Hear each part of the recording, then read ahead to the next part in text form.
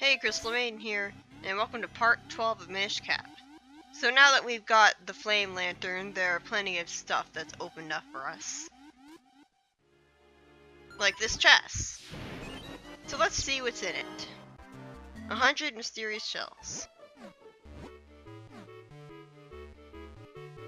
Okay, here's something really weird. Link is very clearly still a kid, but he apparently graduated from school already? Even if he was a teenager, that still wouldn't make any sense. Is this a society where you only go to school until you're like 10? And if so, how is anyone educated enough to be able to do anything? And the teachers aren't acting unhappy with him or wishing that he was still there, so it's not like he was forced to drop out. Yeah, it takes forever to get over here with regular bombs because you have to wait for one to blow up. They don't blow up instantly like in Zelda 1. I think Tina and the other teacher are twins. And obviously they dress different to make sure people don't confuse them too much. Because that would really suck in a work position. Come to think of it, I think that's why twins don't usually work in the same building. Because, like, their accomplishments would be mistaken for the other twins' accomplishments. And it would be easy for them to blame their failures on their twin. I still love the fact that there's a school here at all, though. This is probably the only time that you ever see a school in a Zelda game. It really helps make the world feel alive, that there actually is one. And they study all sorts of different subjects like math and Hyrule literature, so they study English there.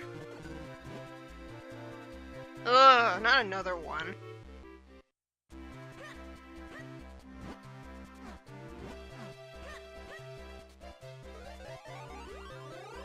This, you'd be surprised to know that Minish actually starts saying something else later on.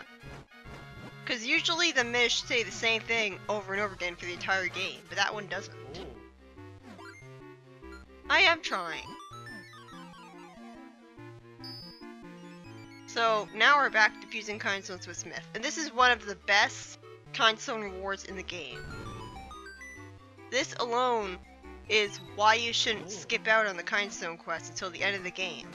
I actually did that once. I actually did a playthrough where I did not fuse any Kindstones until the very end of the game after I beaten it. And it is still possible to get all the Kindstone fusions.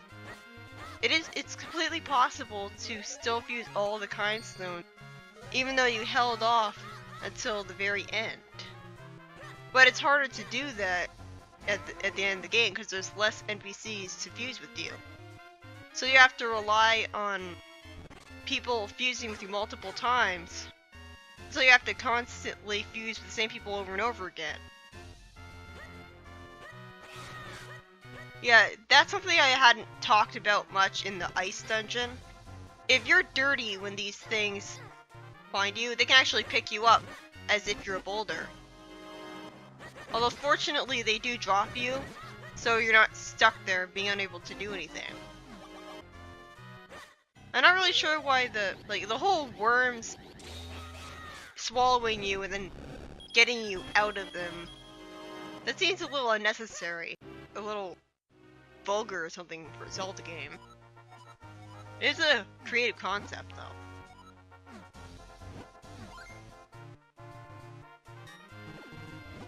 All Tingle's brothers have... Ugh. Why does this keep happening? This is what happens when you get a figurine that you already got. That's right, you can get figurines that you already have. So, it's best to donate the largest amount of mysterious shells that you can every time to get a 100% probability of getting a new figurine. And you can buy 200 mysterious shells at once. Or was it 30? But you can buy a large amount of them at Stockwell's shop and then grind for rupees in front of Link's house to get more. Why does this keep happening? But even then, it takes forever to get all the figurines. Not just because you have to constantly wait around, and you can't just get all of them at once by donating all of your mysterious shells at once. But it's also the fact that eventually you'll reach a point where you've used up all of the shells that you could get as a reward. And because you can only have 999 mysterious shells on your person, and the game can very easily throw mysterious shells at you,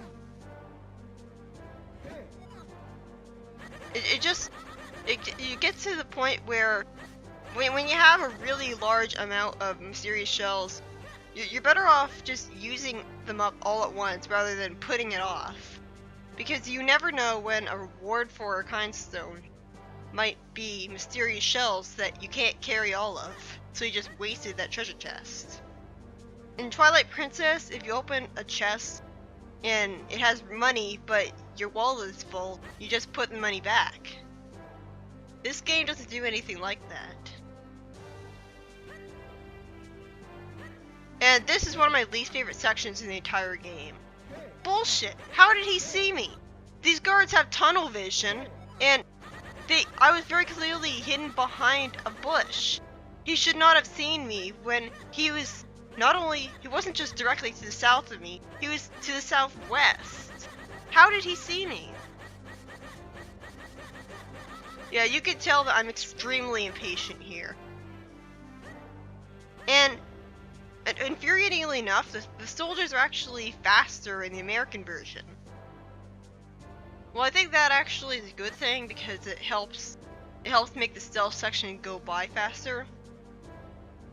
But ever since the Oracle games, well, I guess the first instance was Ocarina of Time and the Gerudo Fortress, but ever since the Oracle games, every Zelda game has insisted on shoving a stealth section into it. Why? Since when are stealth sections ever fun? Ever. Like even in Metal Gear Solid, you can still attack the guards in some sort of way. Here, there's really nothing you can do with them. You can't even throw a pebble to distract them, make them look the other way. There's nothing fun about stealth sections. They're awful. They're just boring and you wait around, and it's a good thing the guards have tunnel vision, or it would be even worse. I don't know why they insist on shoving so many stealth sections in Zelda games as if they're inherently fun. They're not.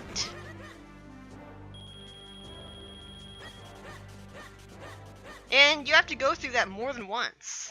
That's not the only time that you'll have to sneak past the soldiers to get into the Hyrule Castle.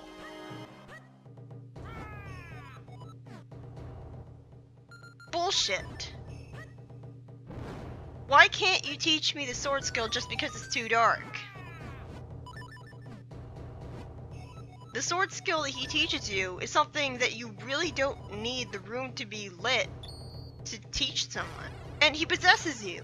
So he really doesn't need the room to be all lit up to teach you that. It's just a very artificial way of preventing you from getting to him if you don't have the lantern. And why? That's something you should have had from the very beginning of the game.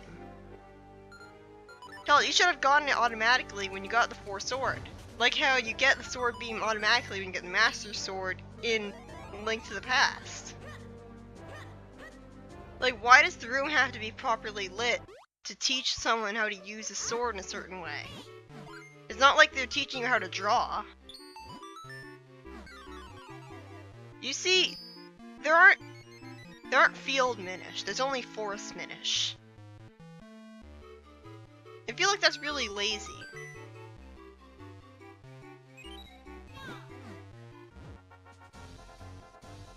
So Western Wood has this cool gimmick to it where you can fuse Kindstones to make fallen trees out of the way so that you can get treasure. No other area in the game does this. I haven't mentioned it before, but I love the sound that the ocarina makes when you play it. It can be easy to not get the idea to come here.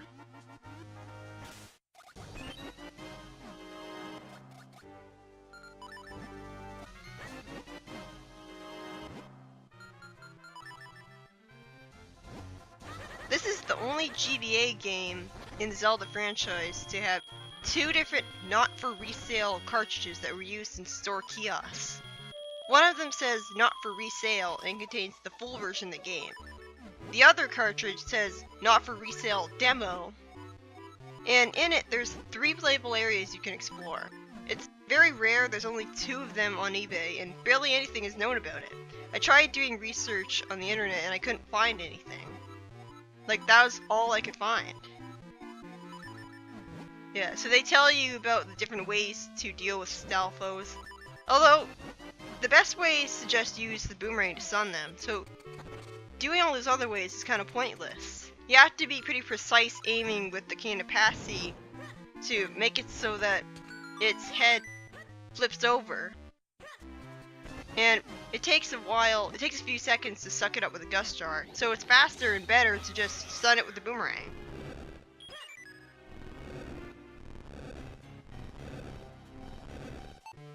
So now you get here, but you couldn't do anything after that because you can't pull the statue completely out of the way. The logo for this game that was featured in some commercials and pre-release material showed the Master Sword instead of the 4 sword.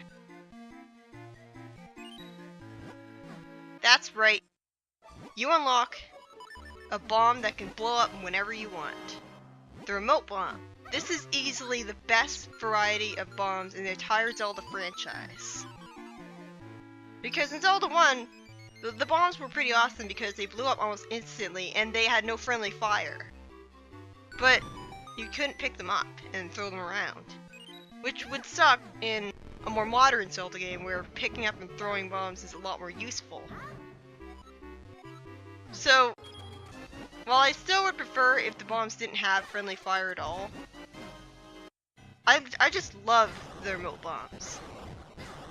And you can see I'm so impatient that I'm intentionally taking damage just because it would take a lot longer for me to just walk away and avoid the blasts. Well, that was a waste of time. Yeah, the only reason that you should go to this north part is to get that chest. But I already got it. So I should have done this earlier. That statue is only there to be in your way.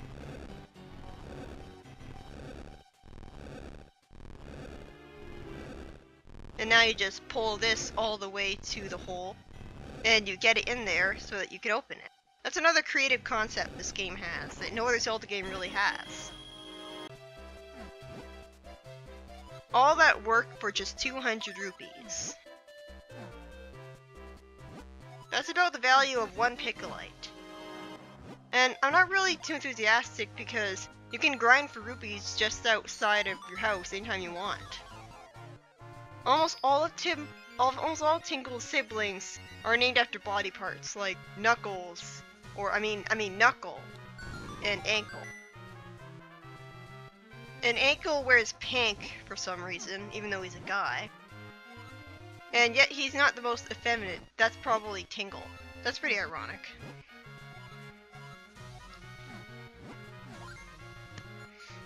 And according to, I think it's Knuckle, this guy is actually not related to Tingle. In Wind Waker, he's just some random guy that Tingle basically kidnapped.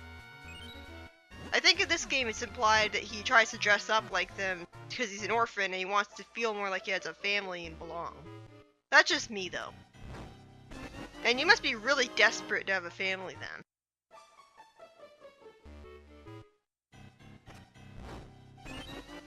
Completing this completely gives you access to one of the best rewards in the game. Like, you might have thought up to this point that the Kinstone rewards were just red Kindstones and stuff. But you can actually get some really cool rewards from fusing Kindstones. It's not just money and red Kindstone pieces. It's like extra wallet upgrades and an empty bottle and... well, you'll see.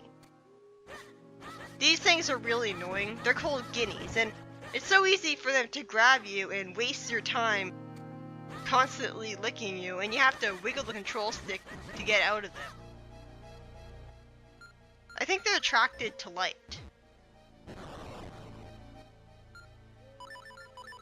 And this next great fairy, I don't know why I didn't cut this out, but this next great fairy is called a test of memory, but I feel more like it's a test of double negatives, because when I first did this as a kid, the first few times, I got confused because she said, "Does it not?" at the end of her sentences. And that really confused me.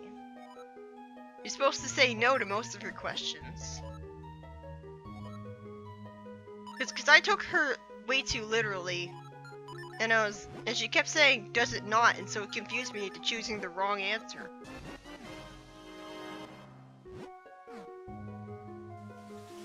So yeah, I have bad memories of that one. That one's really annoying. But this is Royal Valley, and this place is pretty annoying. It has really annoying enemies. The Guinea I've already complained about, and then there's the Tackery, a crow that can actually steal your money, although you can't get it back. And there's actually 2 ways of going through this place, one of which Dampy actually mentions, although he doesn't give you the full pathway. But both pathways, unfortunately, lead to the exact same place. So it makes me wonder why they bothered programming 2 pathways through this place at all.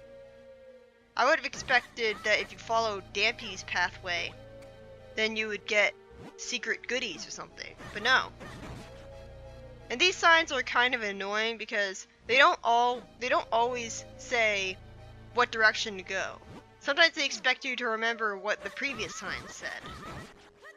And so that can get kind of confusing and annoying, especially when you're first doing it. At this part of the Royal Valley, you're in a completely dark area until you reach here, and then all of a sudden it lights up. Yeah, that makes sense. In fact, Royal Valley's darkness as a whole doesn't really make sense, unless it's dark because it's in the shadow of Mount Krennel, which is to the west of it. But even then, that doesn't really make sense.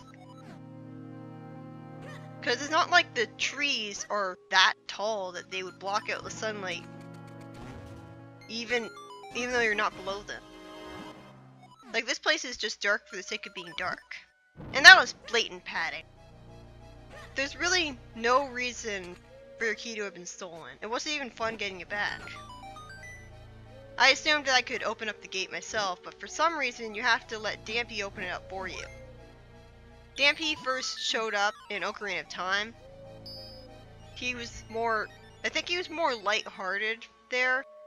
He made you participate in a really annoying race where you would follow him through a winding underground crypt. And if you ran into some of the many fire that he would make fall down, then you would get knocked back and you would waste your time and you probably wouldn't win the race. And it was easy to run into the fire because the tunnel was so winding around. You could easily run into it without realizing. So, and once you beat his race, the only way you could get out was by playing the Ocarina of Time, and he had no way of knowing that you were able to get out there in the first place, so he basically tried to kill you. And you're racing him when he was a ghost, that's another thing. So I prefer this version of Dampy. The Dampy in Link Between Worlds is a brainless idiot who is just an idiot. This Dampy is grumpy and feels more believable to me as a gravekeeper. See you in the next part.